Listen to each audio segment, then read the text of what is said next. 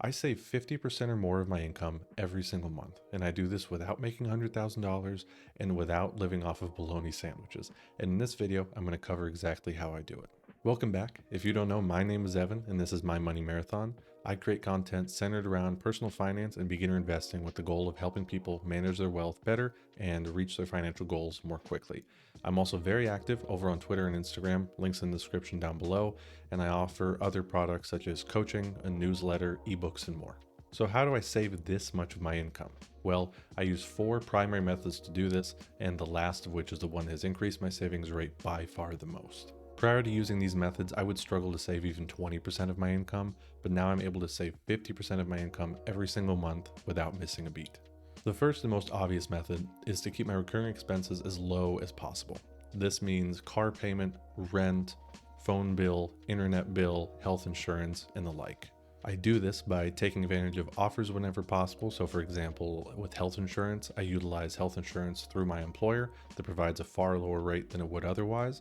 Also, I use any discounts whenever possible, signing up for internet bills and phone bills. Sign up, get 20% for the life of the subscription up front. That'll save you a ton over the long term. Also, when we're thinking about car payments, which I know is a huge topic to get into in and of itself, but just a little bit of coverage, using a car that has no car payments or low car payments is a huge deal, as it'll save you a lot over the long run, and those savings each month will compound over time. The second method I use to save 50% of my income is to save 100% of my side income. Now, this means generating any income outside of my day job. I do this some through doing work for other creators, such as editing blog posts, and I also generate some side income from this brand by doing some one-on-one coaching as well as selling ebooks. Since this income is just on top of my day job, which I can already live off of to begin with, I know that I can safely put aside 100% of this side income without ever worrying about not having enough money to go around.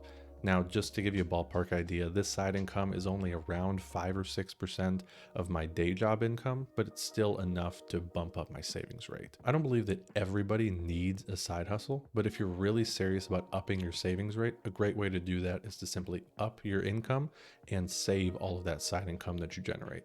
And I believe that putting some time into something that you can enjoy can not only be fun, but it can also be far more lucrative than you would ever expect. The third method that I use is to save more as I earn more. So this means every single time that I get a raise, every single time that I get a bonus at work, at least a portion of that money is going straight towards saving and investing. So if I'm getting a raise, I'm bumping up my savings rate from then on.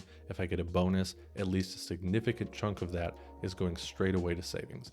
This is a very natural way to up my savings rate over time without really feeling it. This method is also a great way to keep away from lifestyle inflation over time. This stops me from scaling up my spending as much as my earnings are scaling up. Now for the final and most powerful method of how I've reached my 50% savings rate: automation.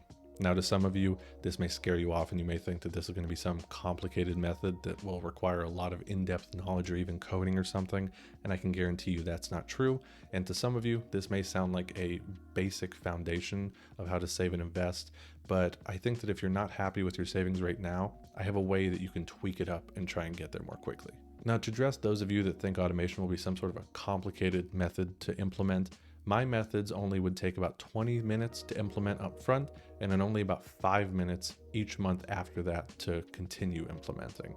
These methods are meant to make saving and investing easier, not more complicated. And for those of you that think utilizing automation is an obvious step, I would ask you one question. Are you saving until it hurts? And what I mean by this is, are you saving so much that you're worried that if you save any more, you won't have enough to cover your expenses and spending for that month? If not, then I would recommend edging up your automation every single month, just a bit by bit, even just 1% more, until you start worrying about whether you're going to have enough money to cover expenses. You'll always have savings behind it to cover if any expenses come up. I'm not saying to put yourself in any horrible financial situation, but just edge up your automation until you reach the point where you're not sure you can save anymore. And that's when you've maxed out your savings rate. Okay, so now to cover what I mean by automation. So I mean automating saving and investing in all of your financial accounts. This means everything from a checking account to a savings account, high yield savings account, retirement account, taxable investment account, emergency fund, anywhere that you put money or hold money in assets, trying to automate the process of saving and investing in and out of those accounts. For just accounts where all you do is hold money, such as a checking account or a savings account or a high yield savings account, this just means automating the deposits into those accounts, ensuring that you know how much is going in there every single month, and you don't have an easy way out of it to just say, put it off this month and I'll save more next month. This also ensures that you always have enough money in your checking account to cover your expenses and spending and miscellaneous spending for that month, but not so much that you're going to have to do the mental math on how much did I save this month and how much did I want to save. All of that will already be dealt with. Everything in your checking account is free for you to spend. As for your investment accounts, like a taxable investment account, a brokerage account, or retirement account, this means automating the deposits into those accounts as well as the investments in those accounts. Now, again, this is very, very simple. Same as a checking account, automate deposits into the account and then set up recurring investments into something like an overall market index fund. VOO, VTI are great index fund options out there to track the overall market. This will make investments very easy to get into and also very easy to manage because it's managed by somebody else, balanced by somebody else, diversified by somebody else. You won't have to put in any ongoing effort to make sure that it continues performing well in the future. Well, that's it for this video. I hope you found at least one method that can help you up your savings rate. And I know that if you are able to implement even one of these methods, your savings rate will increase significantly. If you enjoyed this content, feel free to drop a like or sub down below. Really helps the channel. Also, check me out over on Twitter and Instagram, where I'm also putting up content. And I also have a weekly newsletter that goes out 10 a.m. every Tuesday, Eastern Standard Time. But until next time, see ya.